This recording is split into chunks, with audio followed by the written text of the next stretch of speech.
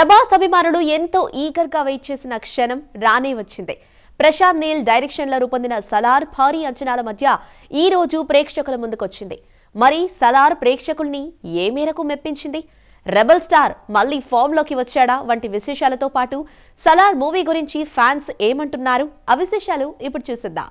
బాగుందన్న, సినిమా అయితే బాగున్నది. అంటే యశంగలం ఉండుంటే సినిమా హైప్ కరెక్ట్ సెట్ అయిపోతుంది. కొంచెం మంగళం అవ్వకుండా సినిమా కాపాడుకుందును. ప్రభాస్ ఫ్యాన్స్కి అయితే పిచ్చ పండుగ. కేజీఎఫ్ మేబీ కనెక్షన్ లేదనేసాడు కాబట్టి ఇంకేం చేయలేం, కానీ ఉండుంటే మాత్రం ఖచ్చితంగా ఏ రికార్డ్ అయినా బద్దలైపోతున్నాం. ప్రభాస్ బాగున్నారు మూవీలో, బట్ కొంచెం ఎక్కువ డైలాగ్స్ ఇచ్చుంటే బాగుండేది అనిపించింది. ఫ్యాన్స్ తరపు నుంచి నేను చెప్తున్నా. ఇంకా ఫ్యాన్స్కి అయితే అది పండగ. కాకపోతే dialogues of course movie story line అలాంటిది కాబట్టి డైలాగ్స్ తక్కువ ఉన్నాయి ప్రభాస్కి. బట్ పృథ్వీరాజ్ ప్రభాస్ కాంబినేషన్స్ చాలా బాగున్నాయి. ఆఫ్టర్ ఇంటర్వెల్ చాలా బాగున్నాయి, బాగా చూపించారండి. మూవీ చాలా బాగుంది. And before interval bang was good. చెప్పినట్టు ప్రభాస్ కూడా his action was good. Action film Prabhas కోసం అయితే మళ్ళీ వెళ్ళొచ్చు. సూపర్ అన్న, అసలు హీరో ఇంట్రడక్షన్ కానీ, సెకండ్ హాఫ్లో ఎమోషన్స్ కానీ, ఫస్ట్ హాఫ్లో ఫైట్స్ కానీ సూపర్ అన్న. ప్రభాస్ అన్న ఇంకా సెకండ్ పార్ట్ గురించి చాలా వెయిట్ చేస్తున్నాం. సూపర్ అసలు. Salaar movie is extraordinary movie. అసలు ఇంత తొందర అయిపోయిందా అని అనిపించింది movie. Fights and first part and second part is interval తర్వాత ఈజ్ వెరీ సూపర్. పార్ట్ 2 కోసం వెయిటింగ్. బ్యూటిఫుల్ ఉంది మూవీ. అరాచకం. అసలు ప్రశాంత్ నీల్ ప్రభాస్ని చాలా బాగా చూపించాడు. బీజిఎం కొంచెం తక్కువైనా ప్రభాస్ బాగా డామినేట్ చేసేసిండు. సెకండ్ పార్ట్లో ఇర్రగా తీస్తాడంటే అసలు ఇండస్ట్రీ భయ్యా. ప్రభాస్కి hats off. Thank you Prabhas, love you Prabhas. కథగా చెప్పుకుంటే 1000 ఏళ్లుగా ఖాన్సార్ అనే అటవీ ప్రాంతాన్ని 3 తెగలు పరిపాలిస్తుంటాయి. ఎంతో వైలెంట్ గా ఉండేవారంటే అందరికీ భయమే. చివరకు బ్రిటిష్ వాళ్లు కూడా వీళ్ళని ఏమీ చేయలేరు. స్వాతంత్రం వచ్చిన తర్వాత కూడా ఖాన్సార్ అనేది ప్రత్యేక ప్రాంతంగా, చీకటి రాజ్యంగా కొనసాగుతూనే ఉంటుంది. ఖాన్సార్ సామ్రాజ్యంలో ఉండే వరదరాజమన్నార్, దేవా చిన్ననాటి మిత్రులు. వరదరాజమన్నార్కి ఆపద వస్తే ఆదుకోవడంలో ముందుంటాడు దేవా. అలాగే దేవాకి ఎలాంటి సహాయాన్ని చేయడానికైనా వెనకాడడు వరద. అలాంటి వీరిద్దరూ విడిపోవాల్సి వస్తుంది. తన అమ్మ కోసం వరదరాజమన్నార్కు దూరంగా ఖాన్సార్ సామ్రాజ్యాన్ని వదిలి అస్సాం వెళ్లిపోతాడు దేవా. పెరిగి పెద్దవాడవుతాడు. ఈ లోపల ఆద్య తన తండ్రికి తెలియకుండా విదేశాల నుంచి ఇండియా పారిపోయి వస్తుంది.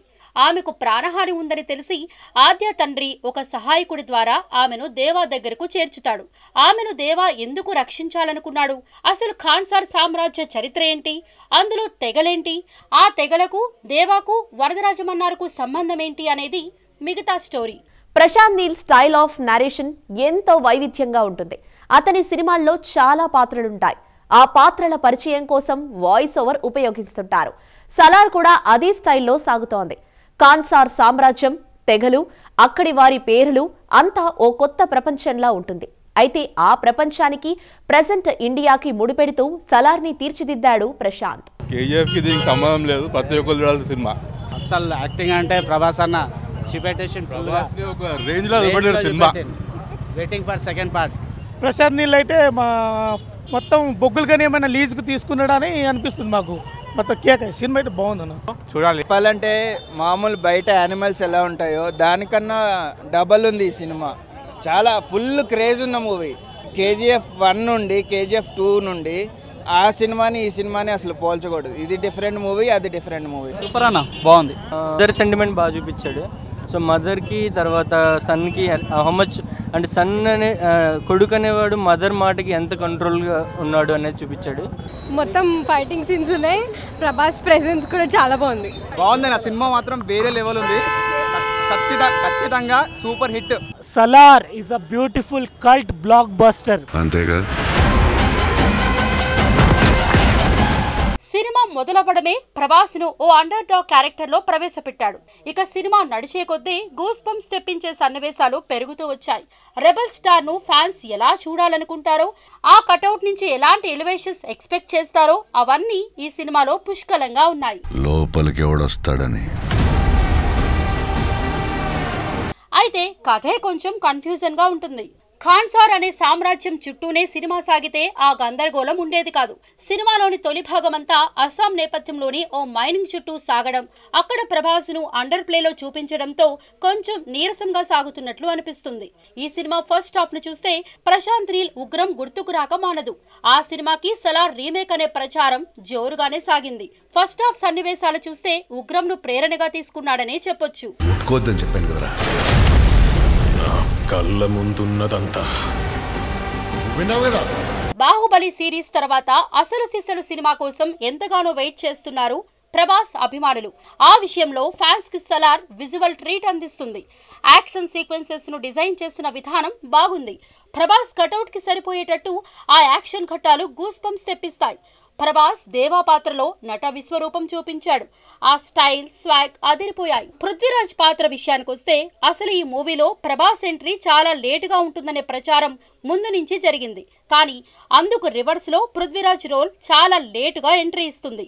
మరో ప్రధాన పాత్ర శృతి హాసన్ రోల్ కూడా కథలో చాలా కీలకంగా ఉంది.